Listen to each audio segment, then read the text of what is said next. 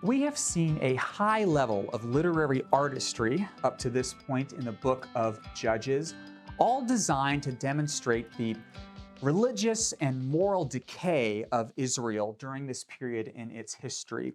Now, this careful design is going to be carried forward into the book's two-part epilogue, placed here at the end of the book, but these two narratives very clearly took place at the beginning of this time period. The priest Phinehas, he plays a role in chapter 20 here in the second epilogue, but the thing is, Phinehas, he took over for his father Eleazar, who died in the last verse of the book of Joshua, but hundreds of years have gone by. Therefore, Phinehas can't clearly be on the scene at the end of this Judges period. Therefore, these final stories are chronologically misplaced, but they're misplaced for a reason. Now, we're given a clue as to what that reason is, why these two stories here by a refrain repeated 4 times in these final chapters, at the very beginning, at the very end, and in the middle between these two narratives. In those days, there was no king in Israel, and everyone did what was right in his own eyes. You see, that full statement is repeated at the beginning and the very last verse of the whole book, and then in between the two stories. In those days, there was no king in Israel. In those days, there was no king in Israel. Now, this state of moral and religious chaos, it is captured perfectly in the family of Micah, this mother and son combo. It's quite a mess. Take a look at chapter 17. Chapter 17. Now, there was a man in the hill country of Ephraim. His name was Micah, and he said to his mommy, "Yo, mom, remember you lost the 1,100 pieces of silver? Guess what? Sorry, it was me. I took that silver." And then his mother has the strangest response. His mother said, "Oh, blessed be my son by the Lord." He restored the 1,000 pieces of silver to his mother, and then his mom says, "Hey, I got a great idea. You know all this silver? Why don't you take it and use it to build an idol?" And so they do. They make an ephod, household gods, the whole deal. They even ordain one of their sons to be priest, which, if they're Ephraimites, that's clearly against the Torah. And then there just so happens to be a random Levite who's walking on by, and they're like, "Oh, this guy would be perfect." So Micah ordained that Levite, and he says very proudly to himself, "Now I know that the Lord will prosper me because I have a Levite as priest." No, he won't. No, the Lord will not prosper you. Only sons of Aaron are supposed to be priests, not just Levites. I mean, we have idolatry. We have an unsanctioned priesthood acting rogue in the hill country of Ephraim. Israel is clearly becoming more and more Canaanite and less Israelite. They have no idea how to worship their God. They've forgotten the Torah and what Yahweh did for them, bringing them out of the land of Egypt. Well, it's going to get worse. I'm sorry, it's going to get much, much worse in these final chapters. At least at this point in the opening verses of chapter 17, all of this religious chaos is limited to a single family. Well, what if you were to extend that religious chaos to an entire tribe, the tribe of Dan? Dan abandons their allotted inheritance given to them by Yahweh and decides to go up north. They're looking for greener pastures. They abandon the land right here. This is where the land that Joshua said was to be theirs by the commandment of Yahweh, but the Philistines are a little bit too difficult for them, so they head up north to a city they rename as Dan, and on their way, they pass through the hill country of Ephraim, and they run into the family of Micah. And they say, "Ooh, Micah, you have a brand new idol, shiny new idol made out of silver. That's a lot of silver. And you have a Levite for priest. You know what? Let's steal both of them." And so they do. They steal the idol and the priest, and they install both of them in what is to become a new capital of idolatry far north in Israel in the city of Dan. Formerly Laish, they actually come across this peaceful city and slaughter all of its inhabitants and rename the city Dan. Now, this city becomes the capital of idolatry until the text says, until the exile of the land. That's a long time, mind you. How long? Well, let's jump over to this depressing story here at the end of chapter 18. The people of Dan set up the carved image for themselves until the day of the captivity of the land. Israel in the north was taken off to Assyria in the year 722 BC. So we're talking hundreds and hundreds of years. This probably took place maybe 1350-ish. So why was Israel taken into captivity? Let's just do a little Israelite history lesson here. And for this, we need to go to 2 Kings 17. In verse 6, we read that the king of Assyria captured Samaria, this is the capital of the northern tribes, and carried the Israelites away into captivity to Assyria. Why did this happen? Well, we're told explicitly, this occurred because the people of Israel sinned against the Lord their God. How did they sin? Verse 16, they abandoned all the commandments of Yahweh and made for themselves metal images, 2 calves. Now, where were these calves located? Let's go now to 1 Kings 12, where Jeroboam is the constructor. He makes these calves, and we read, he tells to the people of Israel, behold your gods who brought you out of the land of Egypt, utter chaos. And he set these 2 calves, one in Bethel and one in Dan, all the way up in Dan, the capital of idolatry, way back since the days of the judges. So you can even trace the exile of the northern tribes to this capital of idolatry, owned and operated by none other than a grandson of Moses. You know that Levite that they employed as their priest? We're told his name at the end of chapter 18. His name is Jonathan. He's the son of Gershom, the son of Moses. And this is just utter chaos. Flip the page now to chapter 19. You read verse 1, and it tells us that in those days there was no king in Israel. This is a signal to us that it's a start over.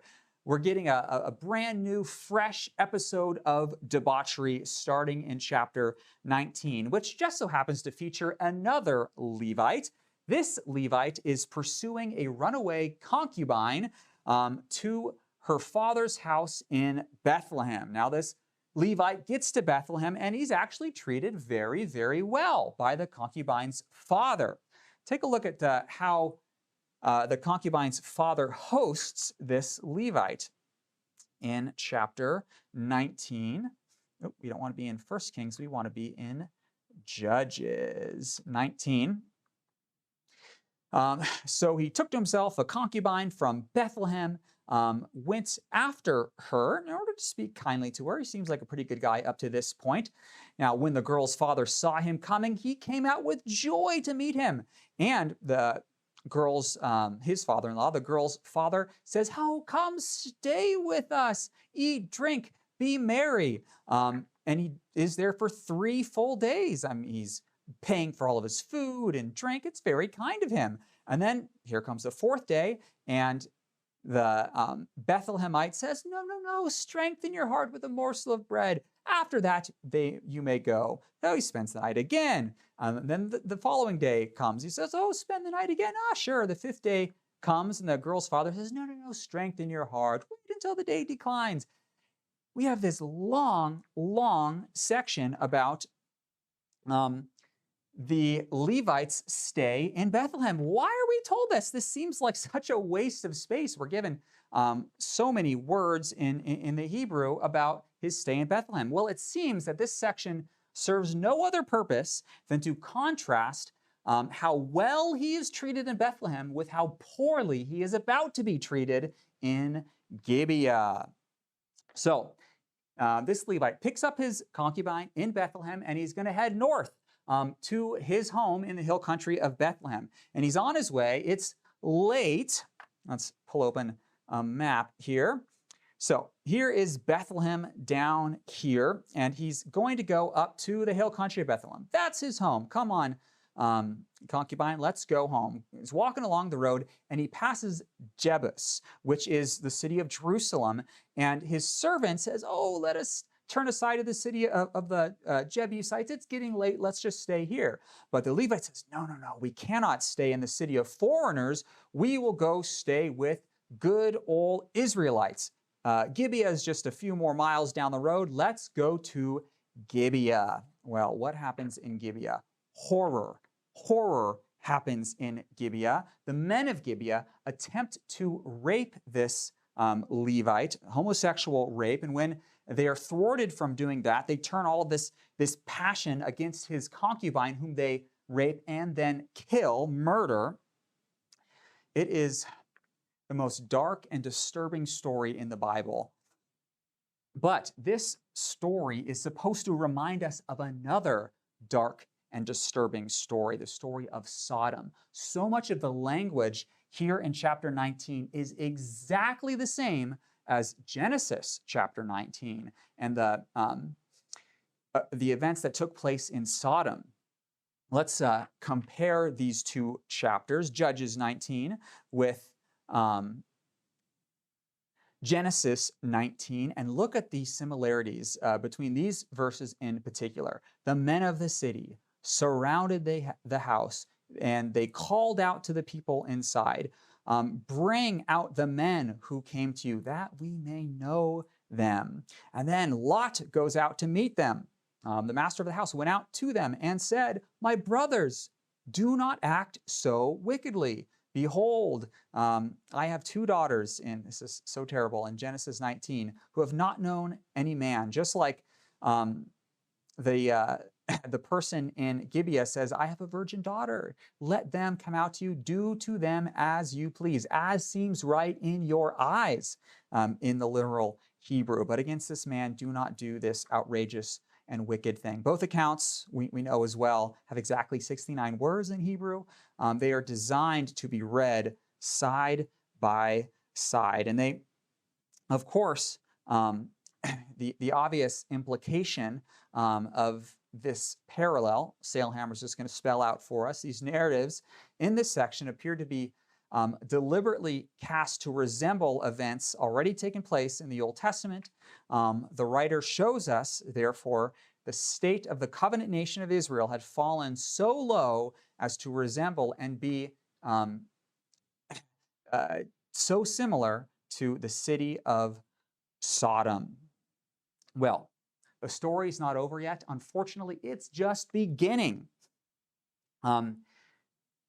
This Levite is going to take his dead concubine, chop her into pieces, 12 different pieces, send them out throughout all of Israel, and call together an assembly. Now, that should remind you of another assembly, an all-Israelite assembly, which took place earlier in the book of Judges. There are more parallels, however, between this first prologue in Judges and the last epilogue. They are designed to be read together, just like the second prologue is designed to be read side by side with the first epilogue. If you look at these parallels, of course, the most striking similarity is at this all-Israel assembly. Israel inquires of the Lord. They inquire of God, who shall go up first for us? Who shall go up first for us? And the Lord said, Judah. Judah shall go up first for you to battle against the Benjaminites. Benjaminites who are resisting Israel's attempt to purge this wickedness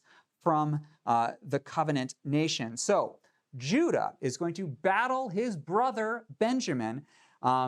He's going to go up against them and he's going to get smashed. Benjamin is going to destroy Judah, and I think 22,000 soldiers from Judah are going to die. And then Israel's going to try again, and another 18,000 soldiers die. And it's only on the third attempt that Benjamin is defeated, and there are heavy losses in this battle. Remember this chart that we looked at earlier, which catalogs the casualties, both enemy and Israelite, throughout the book of Judges. And we go down to this epilogue where we see 22,000 soldiers of Israel die, then another 18, then another 25,000, for a total of 65,000 Israelites dead in this civil war. But the chaos, and it is certainly chaos, is not over yet here in the book of Judges. Evidently, quite a number of Benjaminite women died in this military conflict. However, there were a small quantity of Benjamite men who escaped, 600 of them.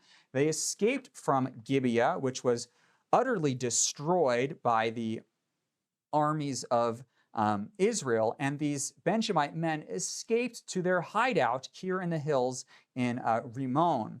And there are 600 of them, and the Israelites who are gathered now, I believe, at Gilgal, they are going to sacrifice to the Lord, and they are going to weep.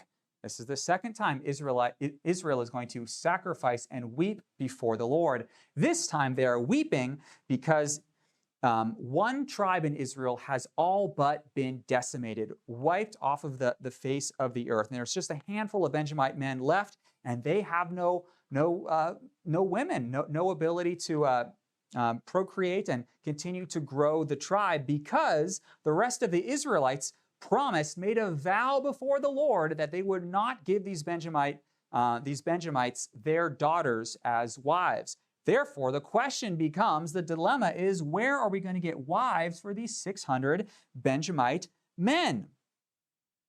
Well, they have a brilliant plan, and I definitely mean that with a heavy dose of sarcasm. They ask themselves, is there any city in Israel which refused to participate in this civil war? You know, the civil war that killed 65,000 Israelites? Oh yeah, there was one city, Jabesh Gilead. They refused to participate. Let's go to Jabesh Gilead. Let's kill every single individual in that city except for the virgin women, steal them, kidnap these virgin women, and give them to Benjamin, the men of Benjamin, as wives.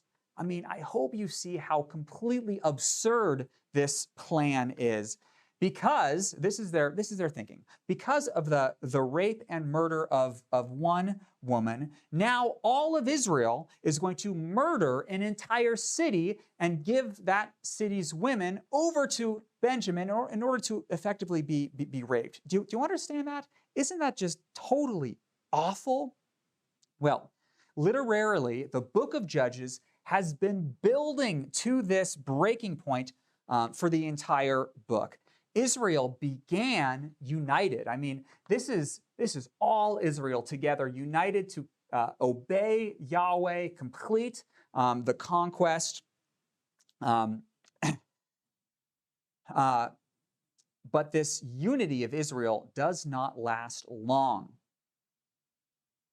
Take a look at this chart, which catalogs the unity and disunity of Israel. In the beginning, we have the people of Israel, all the people of Israel coming together.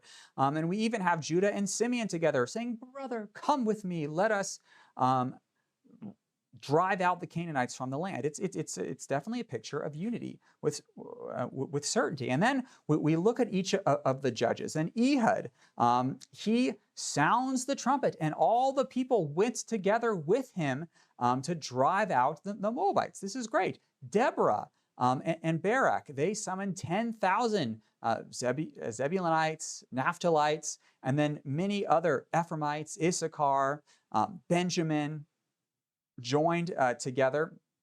Definitely a picture of unity. Gideon, his efforts are very good initially. All of Manasseh, Asher, Zebulun, Naphtali come together to drive out the Midianites. However, he turns against his own people, you recall, later in his period as a judge. And then things just get really bad with Abimelech, who kills 70 of his brothers and then slaughters the city of Shechem. And then things just get awful with Jephthah, who kills 42,000. This is an Israelite judge who kills 42,000 Israelites, but that number is not as big as the casualties, the Civil War casualties in this epilogue, 65,000 men we've already indicated. But notice, how just emphasized here in purple, all the tribes come together, all the people of Israel, they come together as one man. The chiefs of all the people come together as one man. And the only thing that they're unified in is the murder of their own people. It's not a pretty picture. Israel clearly needs to be united under a righteous head. Well, the first united kingdom happened under the head, the king of Saul. However, we don't want a king like Saul, do we? No, we don't want Saul. We want David. Now, the book of Judges is intimately aware of this contrast, this Saul-David contrast, and it has been dropping Saul and David breadcrumbs throughout the entire books, little clues, little hyperlinks that jump us forward in the story to the book of 1st and 2nd Samuel and the reigns of Saul and David. So what are some of these breadcrumbs that are scattered throughout the book of Judges? Well, consider the evil spirit which became the downfall of Abimelech. Just like a harmful spirit was sent from the Lord against Saul to torment him. Well, that's an interesting connection. Now, at the end of Abimelech's life, we're told that Abimelech is killed by his armor bearer. Why are we told that? We are already told that a woman threw an upper millstone on his head and crushed his head. He's about to die. And this established a deliberate connection to Jael crushing the head of Sisera. Why do we need to know that he was killed by an armor bearer? Oh, yeah, because Saul was killed by his armor bearer, or at least he begged his armor bearer to kill him, and he ended up falling on his own sword. This is a breadcrumb, a 1st and 2nd Samuel breadcrumb here in the book of Joshua. Let's consider a few more. Jephthah, he makes a tragic vow which costs the life of his daughter.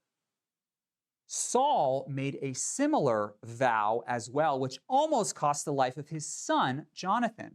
Let's jump to a chart which points out this connection. Here's a rash vow. Saul laid an oath on all his people, saying, "Cursed be the man who eats food until I'm avenged on my enemies." And Jonathan, who didn't hear this oath being laid, he actually ends up eating honey later in this narrative, and this curse of Saul is laid upon his son.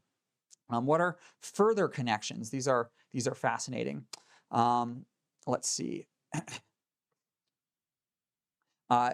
Just like the Lord left Samson, so the Spirit of the Lord is going to depart from Saul. Now, Saul's method, this is pretty funny, his method of rallying the troops, he got that straight from the book of Judges. You remember that the Levite is going to cut up his concubines, send pieces to all of Israel. Well, Saul, he is going to, we're down in this section. He is going to take the yoke of an oxen and cut it in pieces and send it throughout all the territory of Israel.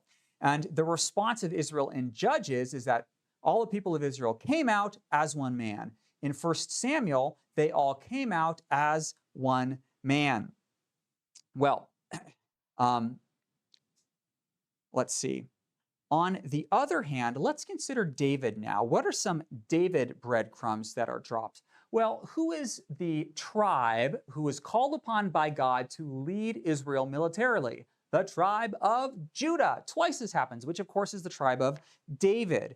Now, Samson, kind of at his best, when he's filled with the Spirit, he slays a lion. Well, can you think about another Israelite who kills a lion? I can think of one. His name is David. He also killed a bear, by the way.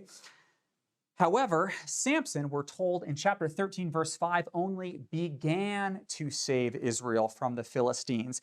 David finished the job. We're told that he wiped the Philistines off the map at this point. And this is the real clincher. We all know where David's hometown is. Where was David from? David is from Bethlehem. Can you take a guess where Saul is from? Where is Saul's hometown? It almost sends chills down your spine. Saul is from Gibeah. You see, this whole book has been designed as an apologetic for a king. In those days, there was no king in Israel. We need a king in Israel, but we need a certain kind of king, a king who will do what's right in God's eyes, not their own eyes. Saul did what's right in his own eyes. David, we're told in 1 Kings 15:5, he did what was right in Yahweh's eyes. However, even David is going to fail. Though he had a greater heart for God than anyone in Israel before or since, that is, until the advent of the greater Son of David, who died for those who are hopelessly trapped in their own sin, and who is coming again to wipe every Gibeah off the map and to bring in everlasting righteousness.